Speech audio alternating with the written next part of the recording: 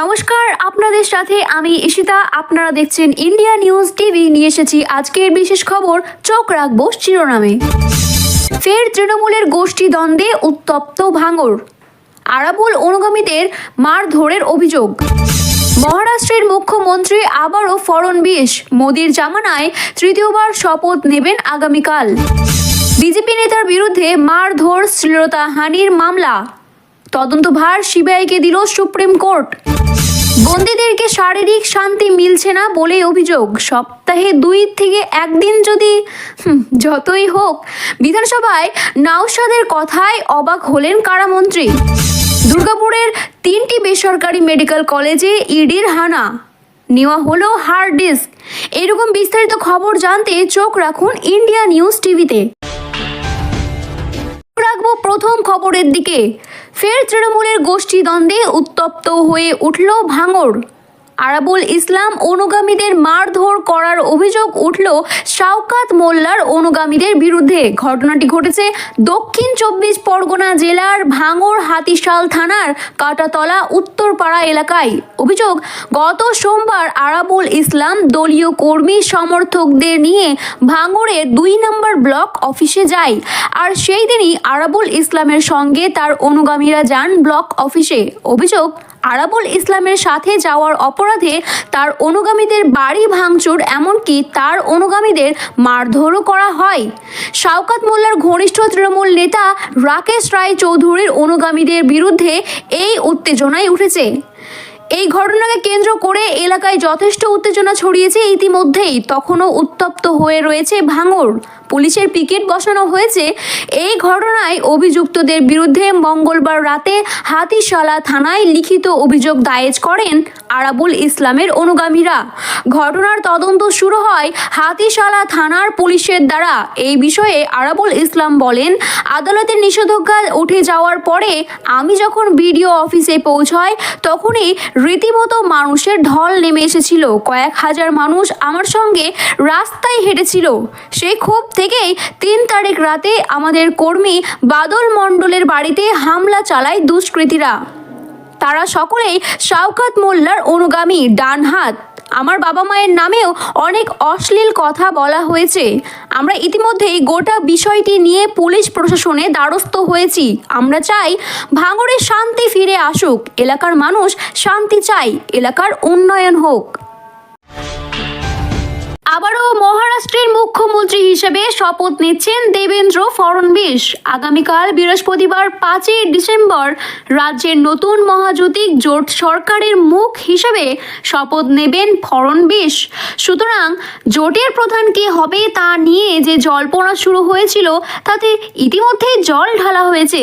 দেবেন্দ্র ফড়নবিশ বুধবার সকালে সর্বসম্মতিক্রমে মহারাষ্ট্রের বিজেপি পরিষদীয় দলের নেতা নির্বাচিত হয়েছেন। তৃতীয়বারের মতো মুখ্যমন্ত্রী হিসেবে তার নিয়োগে শপথ এর পথ প্রশস্ত হয়েছে।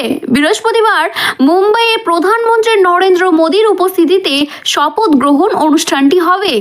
বিধানসভায় দলের বৈঠকের আগে বিজেপির কোর কমিটির বৈঠক হয়। সেখানে ফড়নবিশকে রাজ্যের শীর্ষ পদের জন্য বাছা হয়। কেন্দ্রীয় মন্ত্রী নির্মলা সীতারমণ, গুজরাটের প্রাক্তন মুখ্যমন্ত্রী বিজয় রূপানি এবং দেবেন্দ্র ফড়নবিশ কোর কমিটির বৈঠকে উপস্থিত ছিলেন। এর আগে বিজেপি তার মহারাষ্ট্র বিধানসভা দলের বৈঠকের জন্য কেন্দ্রীয় পর্যবেক্ষক হিসেবে সীতারমণ এবং রূপানিকে নিয়োগ করেছিলেন। বিজেপির নেতা সুধীর মুনগান্টিওয়ার জানান, মহাজোতিক শিবগার রাজ্যের সরকার গঠনের দাবি জানাতে বুধবার বিকালে 3:30 নাগাদ রাজ্যপাল সিপি রাধাকৃষ্ণের সঙ্গে দেখা করবে। আজাদ ময়দানে শপথের অনুষ্ঠানটি পালিত হবে। বৃহস্পতিবার দক্ষিণ দিকে মুম্বাইয়ের আজাদ ময়দানে শপথ গ্রহণ অনুষ্ঠানের জন্য প্রস্তুতি পুরো দমে চলছে। সেখানে প্রধানমন্ত্রী নরেন্দ্র মোদীর পাশাপাশি প্রায় 2000 ভিভিআই এবং 40,000 সমর্থক উপস্থিত থাকবেন। বেশ কিছু কেন্দ্রীয় মন্ত্রী এবং বিভিন্ন রাজ্যের 19 জন মুখ্যমন্ত্রী ও উপমুখ্যমন্ত্রীও অনুষ্ঠানে যোগ দেবেন বলেই মনে করা হয়েছে। বিজেপির নেতা প্রসাদ লাড জানান, অনুষ্ঠানটি মহারাষ্ট্রের জন্য একটি ঐতিহাসিক মুহূর্ত হবে। এই মেগা ইভেন্টের জন্য রাজ্য জুড়ে সরাসরি সম্প্রচার করা হবে এবং তা এলইডি স্ক্রিনের মাধ্যমেও দেখানো হবে। পশ্চিমবঙ্গের বিজেপি নেতা কবীর শঙ্কর বসুর বিরুদ্ধে দুইটি ফৌজদারি মামলার তদন্ত রাজ্য পুলিশের হাত থেকে সিবিআইয়ের হাতে স্থানান্তর করা হয়েছে। 2020 সালে এফআইআর দায়ের করা হয়েছিল বিজেপি নেতার বিরুদ্ধে। তৃণমূল কর্মীদের আক্রমণ এবং শ্লীলতাহানির অভিযোগ রয়েছে তার বিরুদ্ধে। সেই মামলাতেই বুধবার সুপ্রিম কোর্ট রাজ্য পুলিশের হাত থেকে সেই মামলা কেন্দ্রীয় তদন্তকারী সংস্থার হাতে দিয়েছে। বিচারপতি বিভি নাগারত্ন এবং বিচারপতি পঙ্কজ মিথালের বেঞ্চে এই রায় দিয়েছেন। রাজনৈতিক প্রতিদ্বন্দ্বিতার কারণে তার বিরুদ্ধে মিথ্যা ফৌজদারি অভিযোগ দায়ের করা হয়েছে বলে কবীর শঙ্কর বসু সুপ্রিম কোর্টে দ্বারস্থ হয়েছিলেন। শীর্ষ আদালত মামলায় শুনানিতে নির্দেশ দিয়েছে দুইটি এফআইআর এর সাথে সিবিআই এর কাছে তদন্তের যাবতীয় কাগজপত্র হস্তক্ষেপ করতে হবে রাজ্যের পুলিশকে। সমস্ত রেকর্ডও তাদের কাছেই দিতে হবে যাতে প্রয়োজনে দ্রুত বিচার শুরু করা যায় এবং সব পক্ষগুলির কথা শুনে ন্যায্য বিচারও করা যায়। বেঞ্চ আরও জানায়, রিট পিটিশন সেই অনুযায়ী অনুমোদিত হয়। কবীর শঙ্কর বসুর দায়ের করা আবেদনও মঞ্জুর করা হয়েছিল শীর্ষ আদালতে।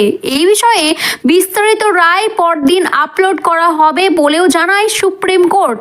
সুপ্রিম কোর্ট সূত্রে খবর, কবীর বসুর অভিযোগ করেছেন মামলাগুলি তৃণমূলের সাংসদ কল্যাণ বন্দ্যোপাধ্যায় সাজিয়েছেন। তিনি আরও দাবি করেছেন যে 2020 সালের ডিসেম্বরের ঘটনাটির দিন তাকে বেআইনিভাবে বাড়ি ছাড়তেও বাধা দেওয়া হয়েছিল।